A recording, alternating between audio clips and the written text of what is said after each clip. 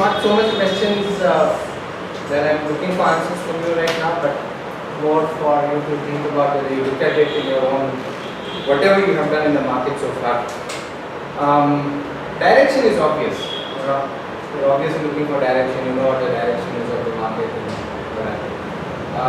You look for strength. If you look for strength, what are you looking for?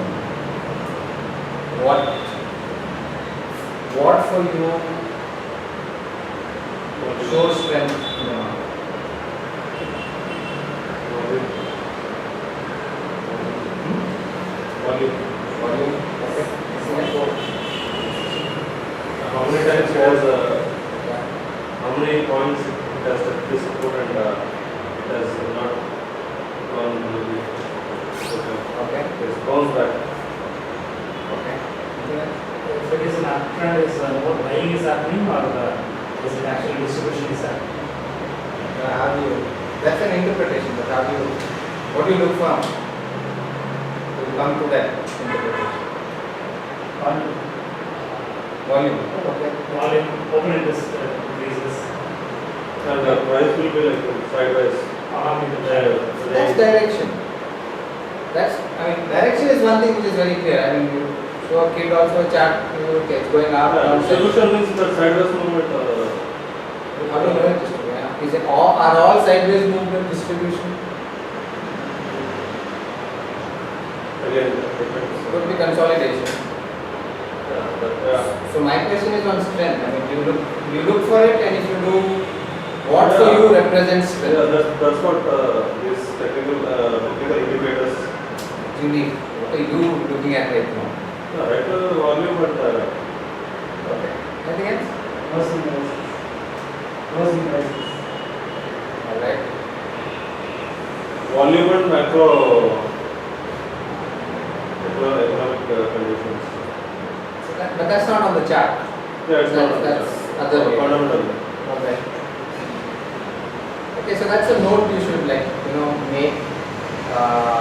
as in, one of the things to look at when you are trading or building an investment plan is for anything that you do, right? The strength of that move and how you assess that strength, right? So that's something that we will look in detail indicators, but just make that a point to have something actively at the back of your mind and keep asking yourself about it. Alright.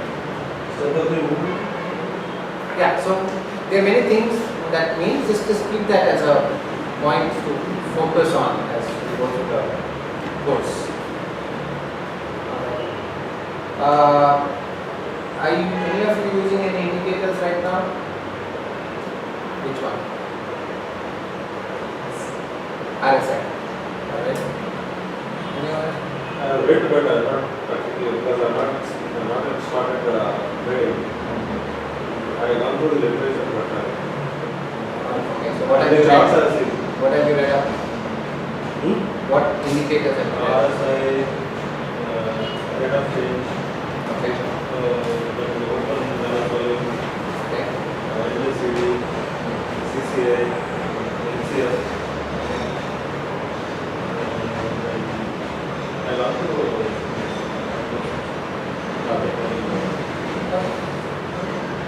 No? I used it when I was trading. Now I do this. Only price. Only price.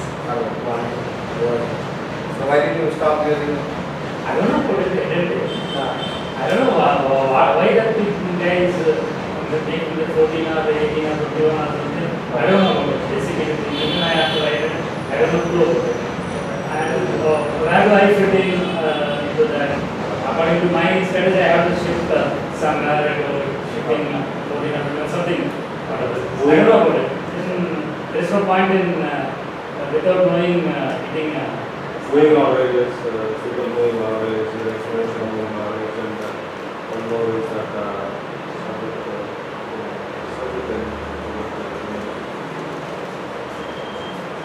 through the literature, but Fine. Just wanted to get a sense. Okay.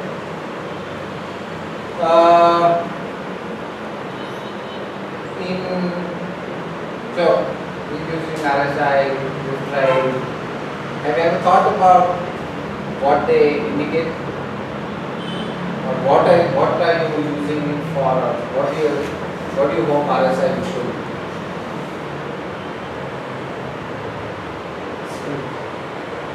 How? 70-30. 30 means over scored, 70 means over what? No, one more thing that when reversal takes place, when it crosses that 70 below that, that is the Yes, very. weakness actually. Friction point. And same thing, So when it is going down, Yeah. below 30, And then goes above 30. goes up and crosses that 30 line, then strengthening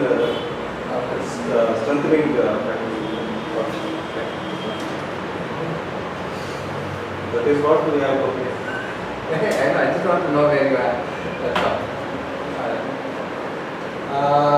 So let's look at this and get into the details. So one of the things we said yesterday, good indicators by what they tell about a chart, a pattern, etc. Right? So let's. In the indicators yesterday we were telling that this formation, right, chart formation, head and shoulder, On the indicator. all those things. Yeah. The indicators also.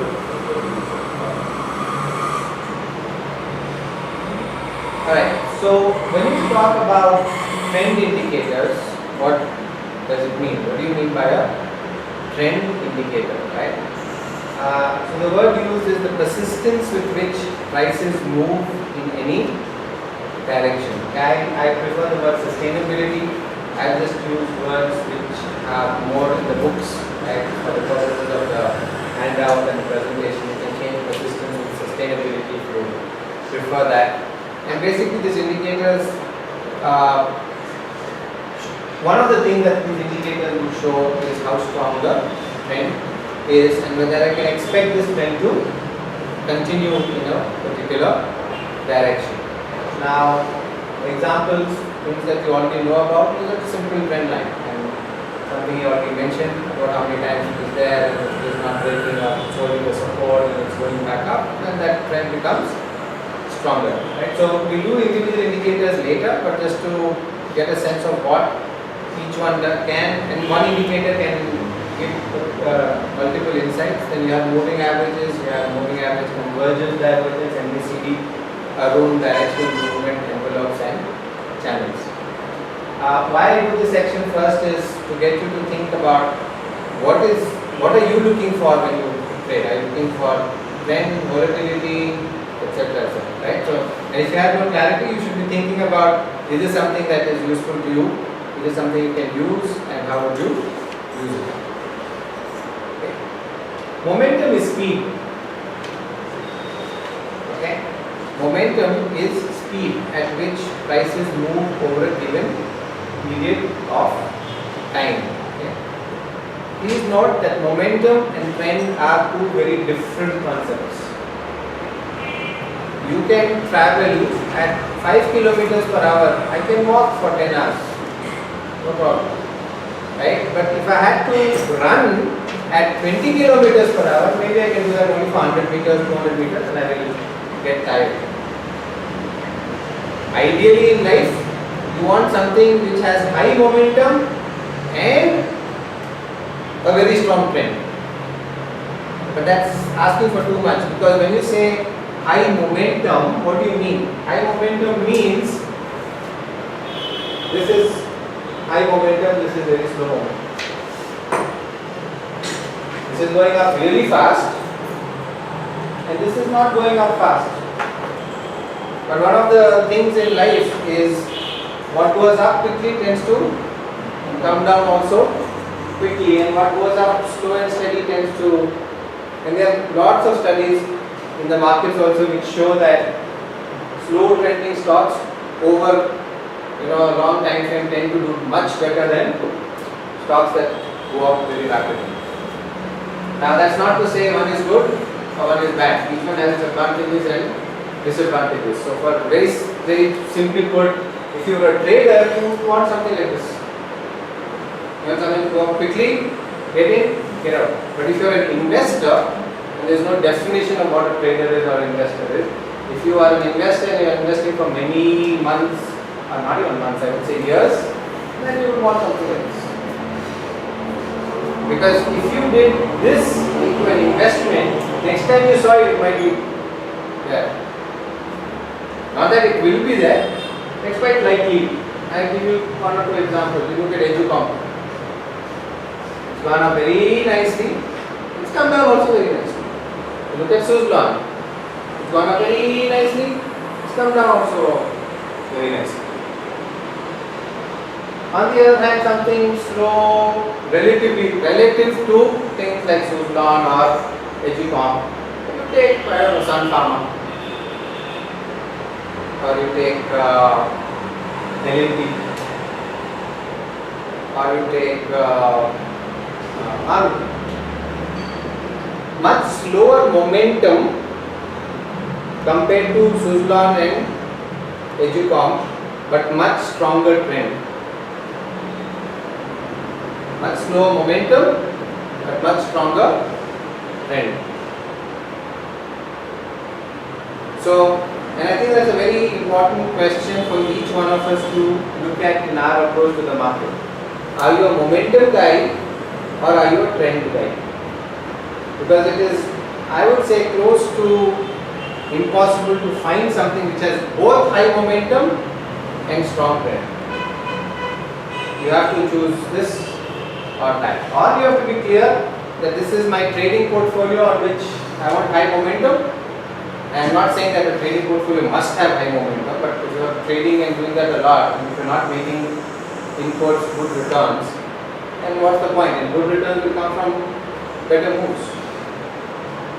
So you say this is my trading portfolio on which I am going to look for stronger momentum, and this is my investment portfolio on which I am going to look at a strong trend.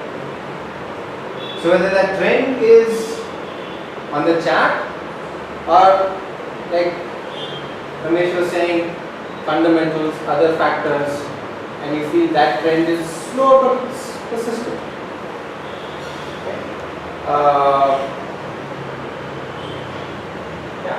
Right? So, if you are looking for trend, you are going to look at that lower set, and this is not the only set of indicators that prove trend, but these are the popular ones. Momentum would be ROC. So one clarification, since I'm sure many of you have been reading on the net, etc. There is an indicator called the momentum indicator. Okay, and sometimes RSR, and that is the ROC. The ROC indicator, rate of change indicator, in some books is also called the momentum indicator. Now this is a little unfortunate or confusing because the group momentum indicators and the momentum indicator are two separate things. Okay, the momentum indicator or the ROC indicator is one of the momentum indicators, but not the only one. Then you have stochastics and RSI. These are momentum indicators. MACD also shows you momentum, looked at it from a different perspective, and there is one more indicator called the ultimate oscillator. So trend and momentum, I think, are two very key things that any investor or any trader, and whether you're doing technical or fundamental, forget about indicators for a moment, they're doing technical or fundamental, I think are two very key questions to ask yourself, and most people are not even conscious that these two concepts are there and how you should be using them. So what you're saying is trend is for traders, Trend is For investors. for investors. anything. Momentum is for No.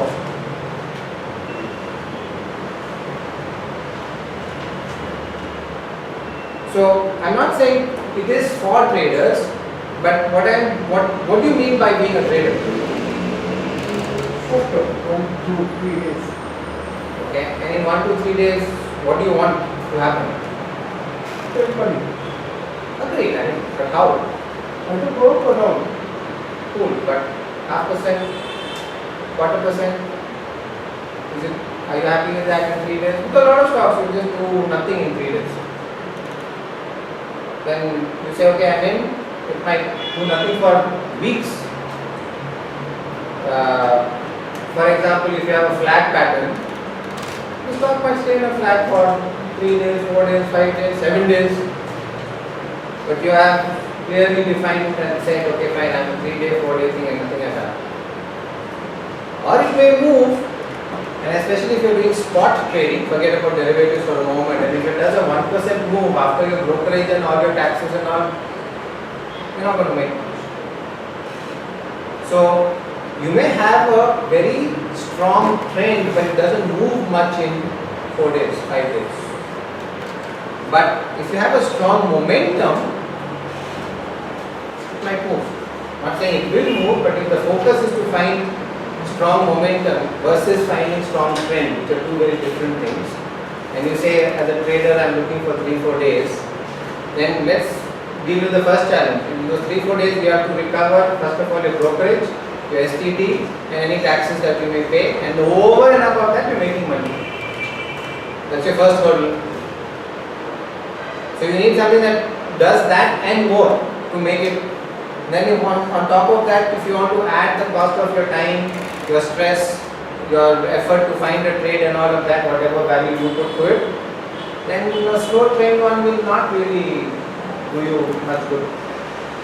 You want to find something which is going to be a high momentum stock, mover. So again, these are my personal views. I'm not saying that is what it should be. Another person who defines himself as a trader and says, okay, I'm going to hold for 1 month. You might have a stock which gradually just goes up.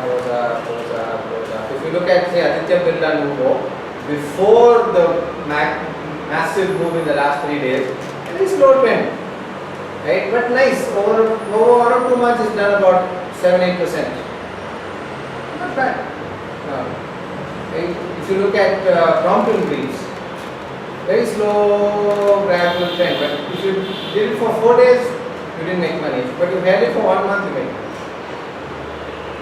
So that clarity has to come. Again, trader, investor, there is no accepted definition anywhere. So when you say trader, that's why I asked Abhi. And when you said 3 days, okay, now we can work with that number. So all of you who are wanting to be whatever you want to be, and many of us are still on that path.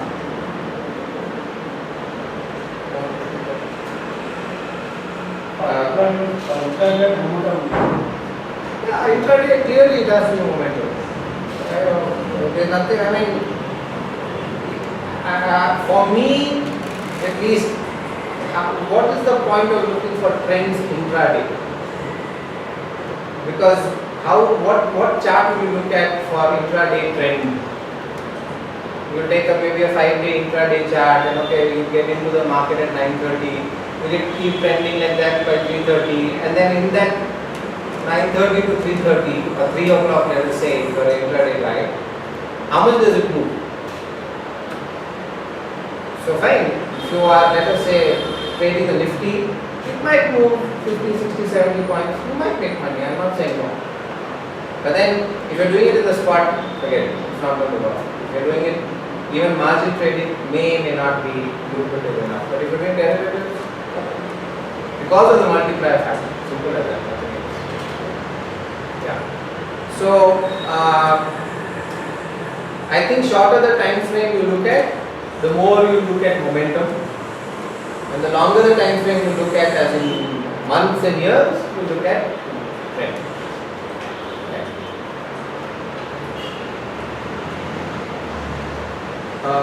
Again, from a different perspective, investor versus trader. If I was investing, I don't know, 10 crores, and let's say my capital is 10 crores, and I had to deploy that. How much of that would I put on momentum?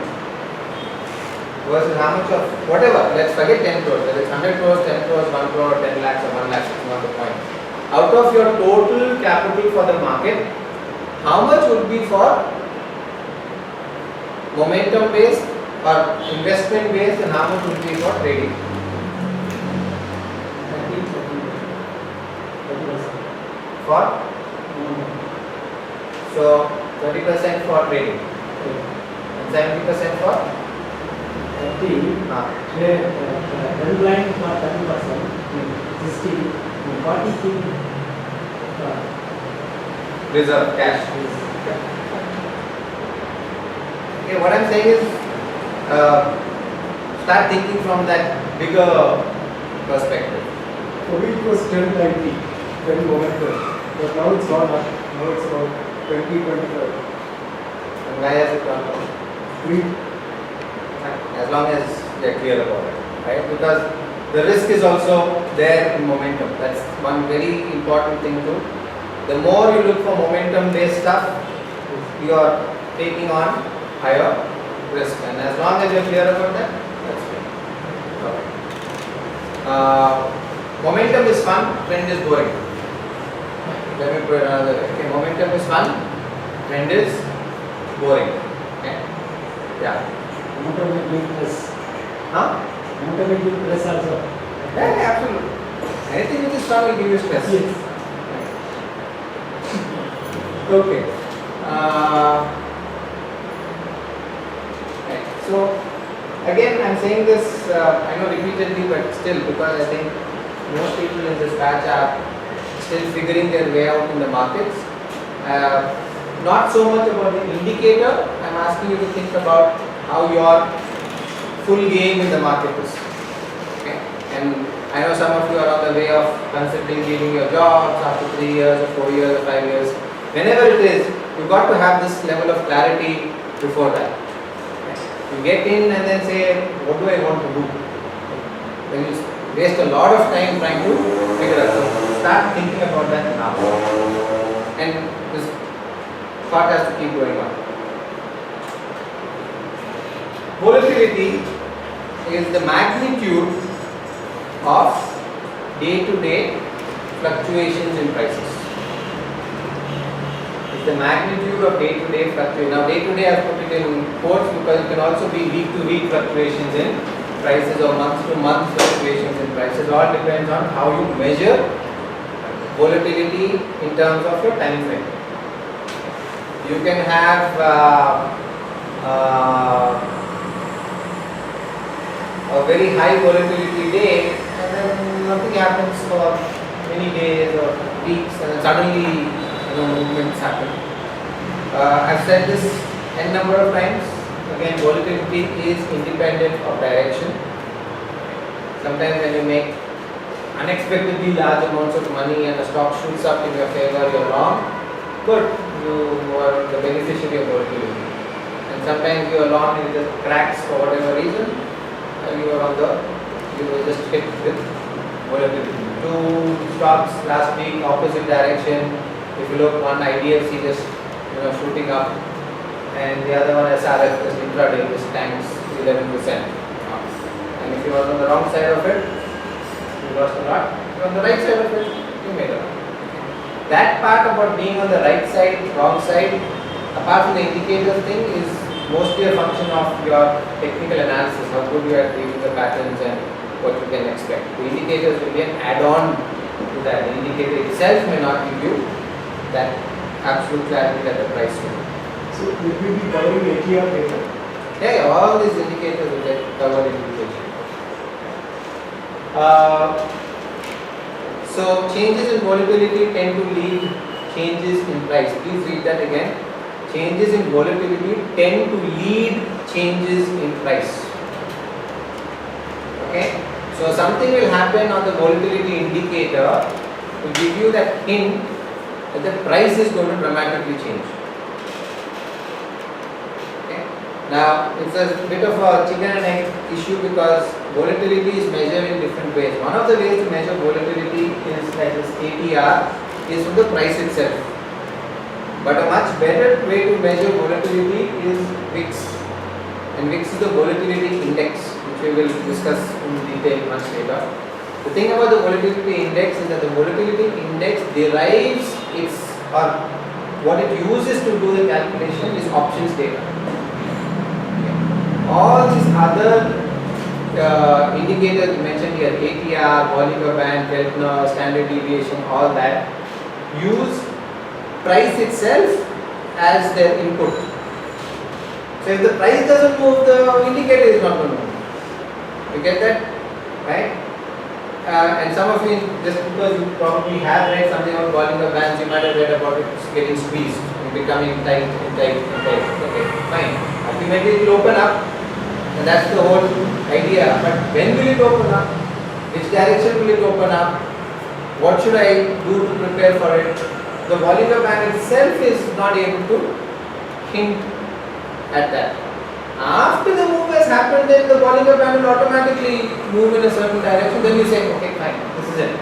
The thing is, everybody's attempt is to try and figure out that before, not after.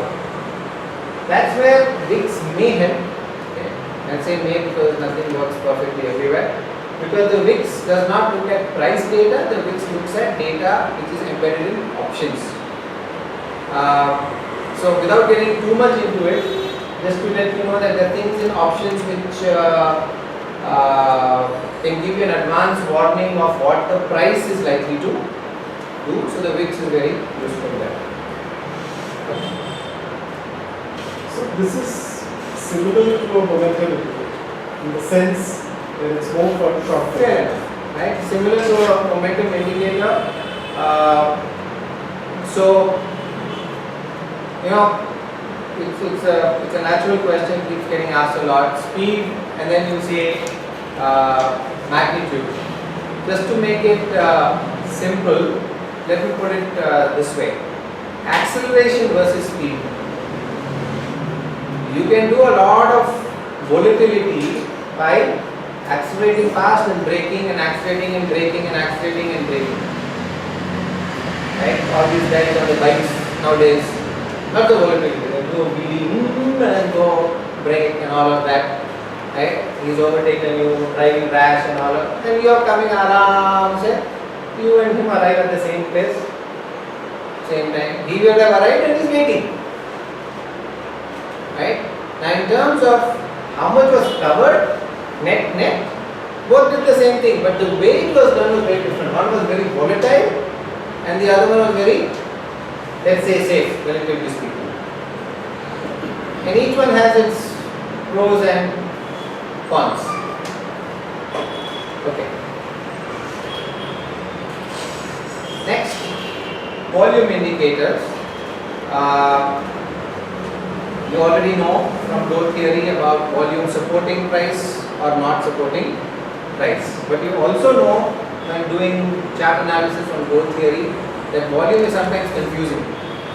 Is it volume is rising or volume is falling? Now if I were to look at the volume and compare today's volume with yesterday's, it might be rising. But if I compare with sort of the block last week, it might be falling. So what do I do? Okay, if I look at the volume on let's say a daily chart, it might be okay, but on the weekly chart, it might show you something else. Then what do I do? And there is always this dilemma about volume. Volume is buying and selling. Any trade has a buyer on one side and the seller on one side. So if somebody says there is a lot of buying, then it's equally correct to say that there is a lot of selling also. Now, how do I know whether the volume is consistently being led by buyers or sellers? Okay, price. Then how consistent is it? How persistent is it? So that's where you look at volume and then do some mathematics on the volume and then look at how the volume is behaving. And some of those indicators are the accumulation distribution index, the on-balance volume, the price volume trend, things like price volume trend and all that take both the price and the volume into consideration. You can, for example, get a situation where your RSI is showing strength, but your volume is not. Because the RSI is a pure price indicator. The RSI is a pure price indicator, it has no other input. But the price volume trend, and let's say the positive volume index. We look at up movements in price and the volume associated with it. So you can have, and you have seen, prices that are going up on iffy volumes, and then you're not sure. Okay? And in such a situation, your RSI might actually show strength, but your OBV or PBT may not. Which is not as ideal as a situation where your RSI and your OBV both show strength. So, also trading activity when there is a lot of what would I say?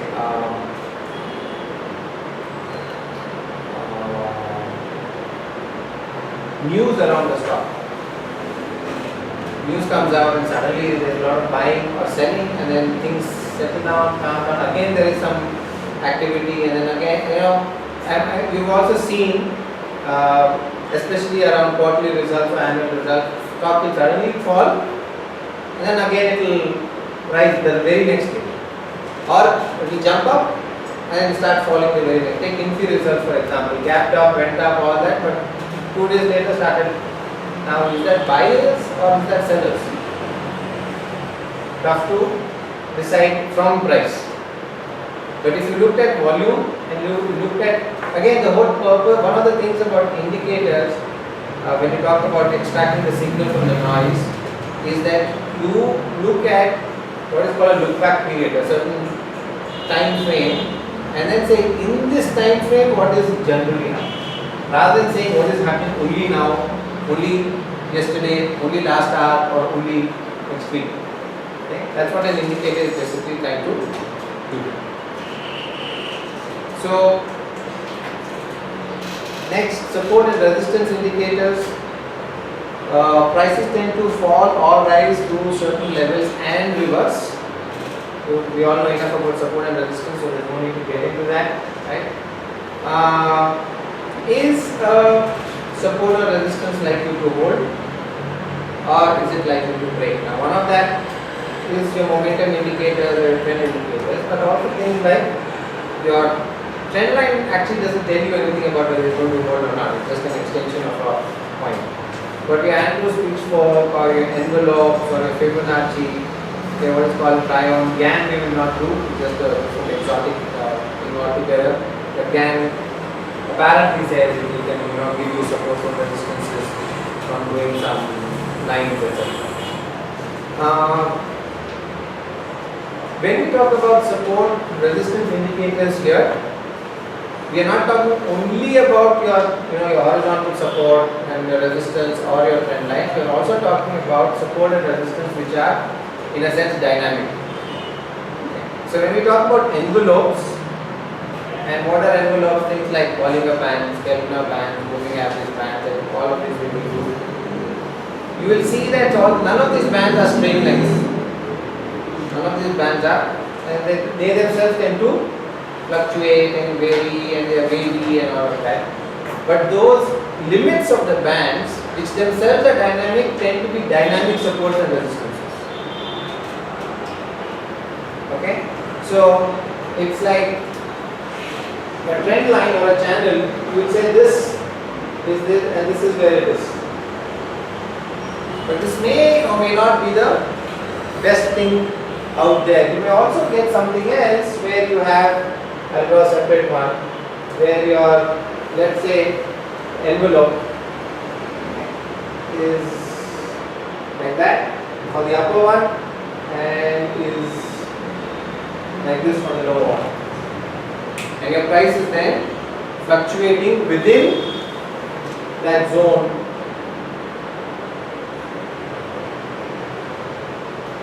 And honestly, if you had to draw trend lines like this, you really may struggle to find the best fit points. So this is where your envelopes come in. Fibonacci, I'm sure some of you have read based on the Fibonacci sequence of numbers and Fibonacci ratios. Different people have different opinions about it, but essentially Fibonacci, what are called Fibonacci retracements or targets themselves can become supports and resistances in the market.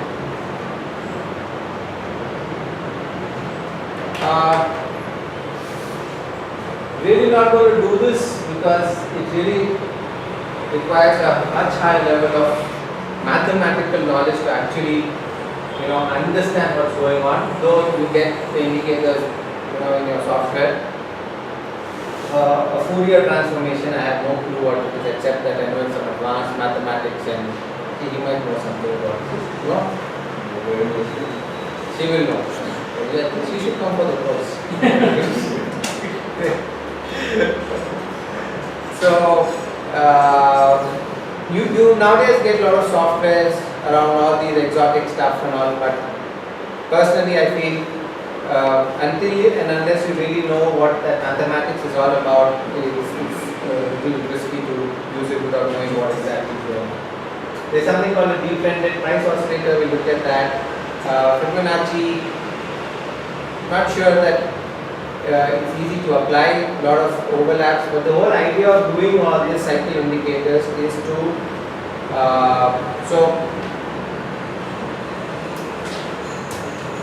when you have, so there's a frequency, right? Trough to trough or bottom to bottom. It's a certain number of days or weeks or whatever. So when the next trough happen in the same time period, or the next peak, and can I expect the next one to happen like this? And what is that cycle? And can I measure this and can I use that for getting a sense of when the next turning point would be? That's what all these things tend to look at. What's the time frame? Anyway, you want to do this intraday, you want to do this over multiple months. But typically a cycle indicator would be more useful over a week or months or days. No, nothing like that. I mean, on a very broad basis, there's this thing which I have done some work on and seems to, that you have a bull market peak every 5 to 8 years. So that's a cycle. And then when the market crashes, it will take anything between 6 months to 12 months to 15 months to bottom out. So if I know there is a bear market, I should not be and it just started, let's say last week or last month, I should not be expecting it to get over next month or even the next 3 months. It will probably go on and on for another 6 months, and then maybe a base will form, and then we will see some consolidation, and then we will see some move up. So in growth theory we call that a primary trend over years, up and down. But you could do that on an intraday basis on the other extreme and say, okay, fine, this is going this way. The problem is with cycle indicators is that so when you say a bull market is between 5 to 8 years, that's a lot of window we're talking about. Now if I say that if I'm doing that over a 5 to 8 year period and I've got every day in the evening or every weekend to think about it, you can maybe figure something out. But if I say that in an intraday basis, next cycle is the next 30 to 50 minutes, I'm not sure that really works. Though there might be something there, but from a trading perspective, from how do I use it, I'm not sure it works. Alright. Okay, bro. Just last week I read that over the last 30-40 years, after every massive fall, the Sensex takes 1.8 years to get back to double the level. So double for the previous level. It's the previous level, maybe the previous level. So that's a kind of cycle, right? Sure. And each market will have its own unique cycle. Right? So, which brings me to what I wanted to say is maybe the cyclical things are more useful in commodities, where you have seasons, especially agri-commodities, right? Everything is very seasonal. Might be a more useful thing to look at stuff there. There's also something which is called the commodity cycle. We talk about base metals, industrial growth, and then there's one peak, one stagnation, and again over many years. So I haven't studied it, so I'm not saying it with my own experience, but I've read a lot about it. And assuming you're doing those sort of commodities, you definitely look at it. Definitely in agri commodities, there would be some cyclical stuff. You see that in your price of tomato every year. And if you could plot that and use it, I'm sure a lot of people could benefit from it, including the farmer himself, on when he should plant and when he should not plant. Except that for some reason I can't fathom, I don't know of anyone who is actually doing that to make proper agricultural decisions. Have you done any studies personally on cycle indicators on the HGPE ratio? Have I done?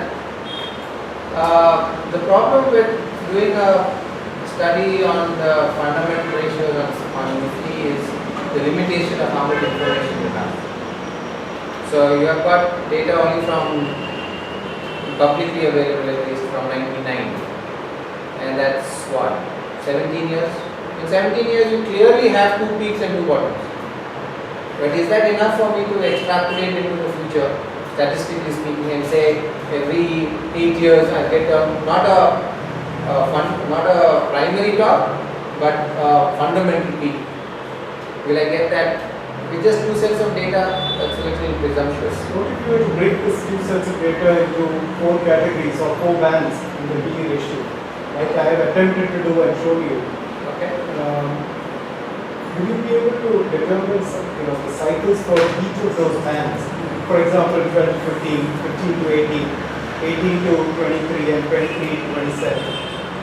But you're breaking it in terms of PE, you're not breaking in terms of time. No, only in terms of PE. So I'm just wondering whether it's doable. I haven't actually done it, so I'm not in a position to comment. Maybe there is something. The only for it to answer that question differently and may not really fit in the cyclical discussion is the fact that above 25 the P ratio has stayed there only for maybe a maximum of 11 months out of 16 years, 17 years, and below 12, not below 13, I think it stayed there for 9 months in total. What's more relevant is the period in between. There can be some cyclical studies which indicate. Possible.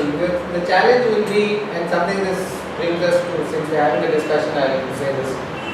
The challenge is that you have P contraction and expansion during bull and bear markets. Then you have to account for that. You can't just, because over 16 years we've had at least 2 bull and 2 bear markets. And it's a very well known idea that during bull markets, P ratios expand. So even though you may not get much EPS, but just on simple P expansion, you'll make money. So the problem is with 2 data points, how much can you expand? That's what I'm saying.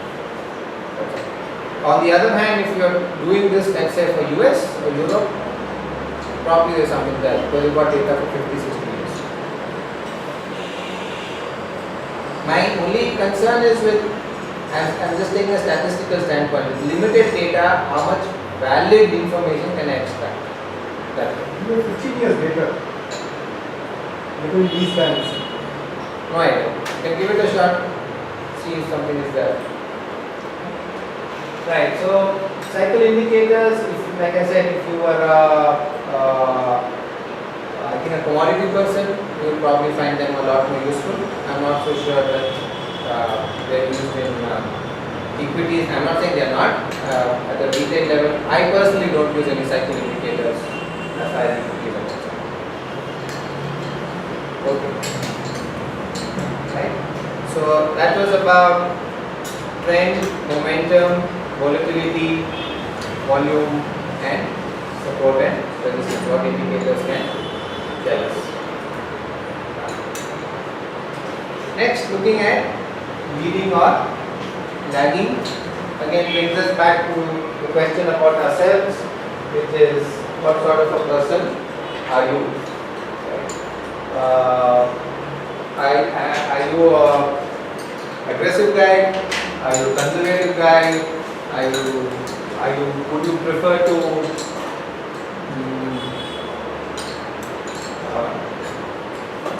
it's a stupid thing to say, but would you prefer to not lose money or would you prefer to take the chance of making a lot of money?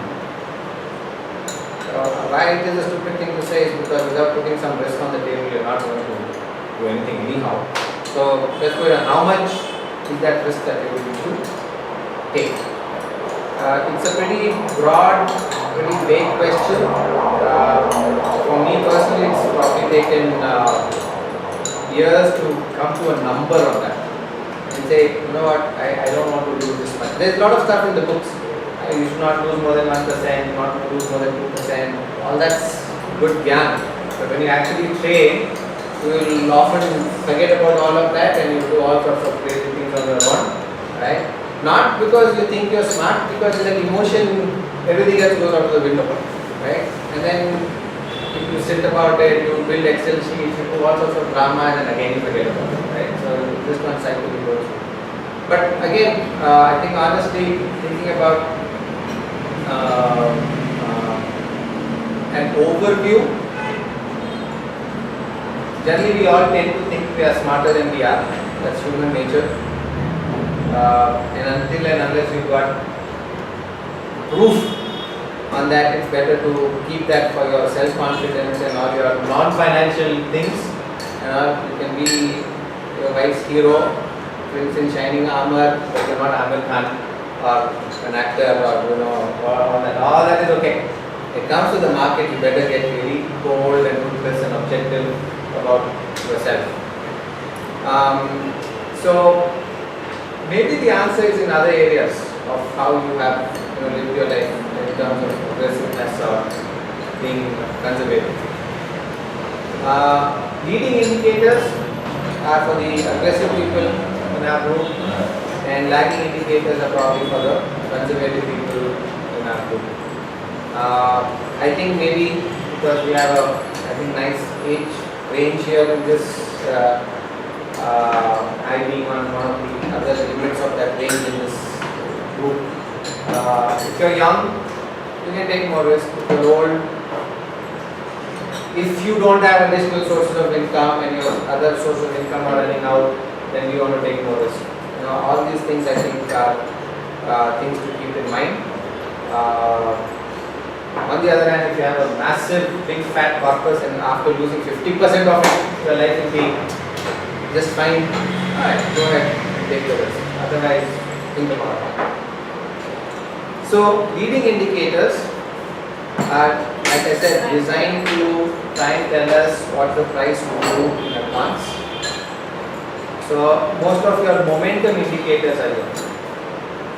Most of your momentum indicators are here. ROC, RSI, stochastics, William percent R, CCI, then we do all these in detail. So, momentum again was about speed, right? Is speed going to change? That's basically what you want to look at. Look at current price change over a fixed look back period. Okay, that look back period is it should really be a function of how your participation in the market is and not just some default number.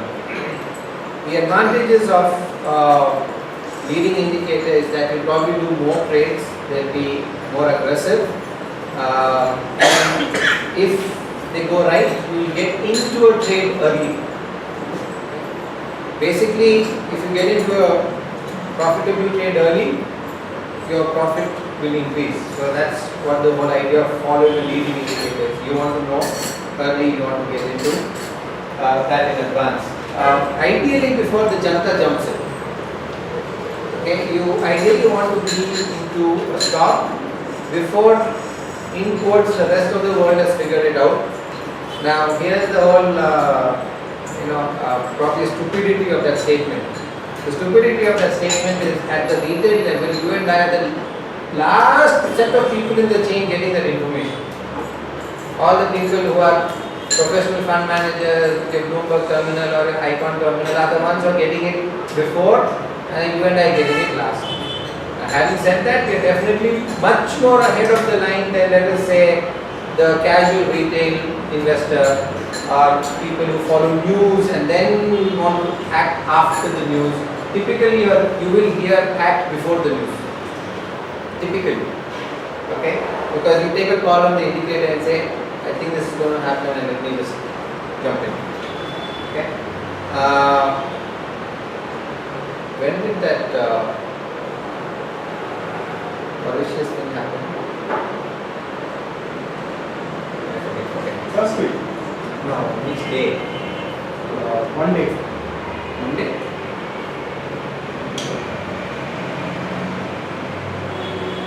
Okay, if it was Monday, if you look at the Nifty chart for the last 2 weeks, there is something we'll discuss later which is called a divergence. And there was a negative divergence, which means that most probably the Nifty should come down. Now that has been on the chart for a good 1 week before the Mauritius news came out. So the question is it the Mauritius news that made the market go down or is the divergence that made the market go down? If you say so. I don't know. I don't know. Okay. On Friday when the market gapped down, what was the news? I don't know news. As far as I know. The 3:30 yesterday, the market on Wednesday, on Thursday 3:30 closed nice and up. Everything very bullish, very bullish, very bullish. Now what was the news on Friday for it to come down? Was it some US unemployment? I think that was good only. Okay. Or was it just the fact that the European markets had not done well? Or was the divergence? I don't know. So one of the debates you and I will have because of indicators is what causes what? Does some news really impact the market or is the move already, for the lack of a better word, pre-programmed and the market has already decided that it's going to do something and then it's looking for an excuse to do that. It's looking for an excuse to do that. It's not the reason to do that, it's the excuse to do that. And there's a big difference. Okay? If you are upset with somebody, you are just being polite and you are pretending that everything is okay and all of that. And then one day that person does something small and inconvenient. You will blow up. Right? You are unhappy with the food at home. For 1 week you have kept quiet. Whatever. Right? Or you have some other agenda. But you need an excuse to blast somebody. Anything will do. Anything will do. Even what was normally done will now become an excuse for you to. That's all. Now, was less salt in the food the reason? Or was it you who was looking for that excuse? Sometimes you get told on your face something else is bothering you. This is not the problem. You are upset about something else, come out with it. Now you are stuck. If you really come out with it, fine, good for you. Same thing in the market. The market has it already decided. This whole thing about cause and effect, you will have to reevaluate that as we do this course. If your leading indicator is already informing you that the likelihood of a fall is high, and then some negative news comes out, then my question is what actually made the fall happen? What is so-called cause? Then it comes to another thing. Does cause and effect actually work? Then you have to rewire your brain completely and say, at least I went through that phase and said, I don't know what the hell is going on. Should I look at news? Should I only look at the chart? Should I only look at indicators? Because something will happen, something else will happen, and you look at the chart, the chart is there. So that is one of the, I think, challenges and dilemmas all of us will go through. Especially those of us who have already been in the market for some time, or those of us who are trained in our professions to do analysis. If you are analytical people, you are always looking for cause and effect, cause and effect, cause and effect. And there's a very different concept called correlation, right? Correlation and cause and effect are two completely different things. You and I tend to like you and I as human beings, do not like the idea of not knowing the cause. Makes us very uncomfortable. It's like you feel out of control. But the question is it only mostly correlation? And there is not actually that much cause and effect as one thinks. So these are, I think, for the lack of a better word, intellectual things that will come up in your mind if you go with leading indicators. Okay? It's very possible, very feasible, and happens a lot of times when a leading indicator will say that the market is going up and all the news is negative. Your fundamental news will be bad, the political news will be bad, nothing is looking good, all your TV is like FIs are doing this, that is happening somewhere, crude oil is going down, and the indicator is saying it's going up. Now what do you trust? This or that? Negative. You say so. Right? Consensus. Because it will not always work. That's the problem. Next time you will say, What I'm saying is that as an application, huh? It means I will translate. say, No. as an application, what Use 2-3 indicators. So which one is most favorable condition? maybe, yes. But you can't check it. You can check it and confirm it. Yeah. This is where one of the discussions we had yesterday. If that other indicator is basically doing the same thing as the first one is doing, That's what we have to. then so you have to be careful what you cross check it with. Yeah. Okay, that's important. Okay. By the way, why does the market come down when the oil price comes down?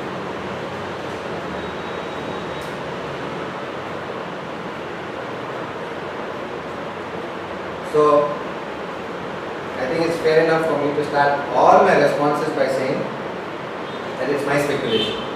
Please don't take this as the reasons out there.